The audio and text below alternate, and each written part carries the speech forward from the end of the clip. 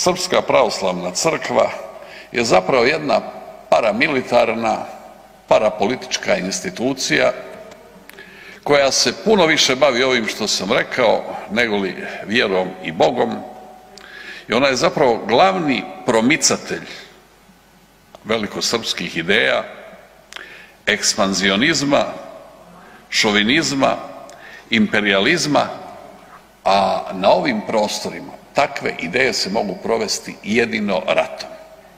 I to najgorim mogućim ratom.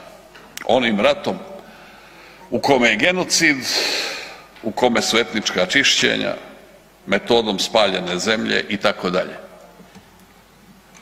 Čemu je Srbija, srpska vojska, o narodu nećemo, spremna, što je pokazala još 1913. godine u drugom Balkanskom ratu. Prvi Balkanski rat su iz taktičkih razloga preskočili, ali u drugom Balkanskom ratu 1913. godine počinili su ono što je šokiralo pola Europe, a posebno englesku spisateljicu Margaret Durham. Hoćete ih, molim vas, tište tamo da me ne ometaju. Englesku spisateljicu Margaret Durham, koja je kao veliki zaljubljenik u srpsku i crnogorsku vojsku pratila ih po terenu i bila šokirana kad je vidjela što se događa. Kad je vidjela što srpska i crnogorska vojska radi sa onima koji su joj pali pod nož. To je bilo jedno nevjerojatno masakriranje civila, žena, djece. Nisu oni pravili razliku između vojnika i nevojnika, između muškaraca i žena, između malih i velikih i tako dalje.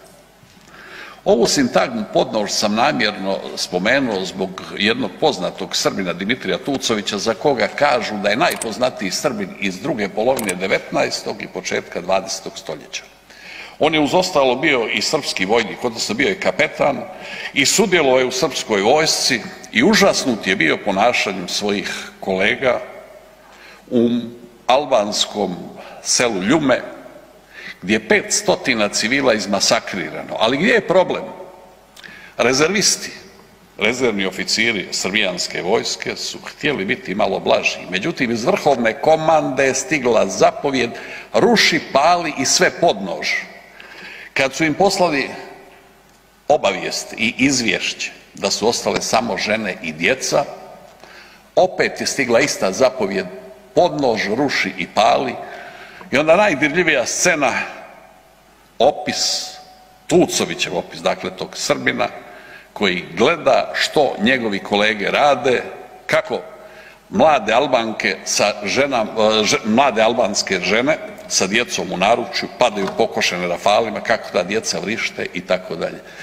Što je bitno? Bitno je što taj incident nije incident na nižoj razini, nego je to odluka vrhovne komande. Isto takvu odluku, isto takav drastičan primjer 1924. godine u Sandžaku Šahovići, gdje srpski komiti i njihovi Crnogorci bjelaši, a bjelaši su oni koji su prosrpske orijentacije, dobivaju pravo i dozvolu da u roku 24 sata kolju, žare, pale i ubijaju što stignu. I bili su učinkoviti, likvidirali su 600 ili po nekima čak 800 muslimanskih civila. Dakle, opet uz dozvolu, uz dopuštenje najviše političke vlasti. Ko misli da u Srebrenici nije srpska vojska, vrh srpske vojske i politike znao što se sprema? Dakle, to je vojska koju podržava, podupire i inspirira Srpska pravoslavna crkva.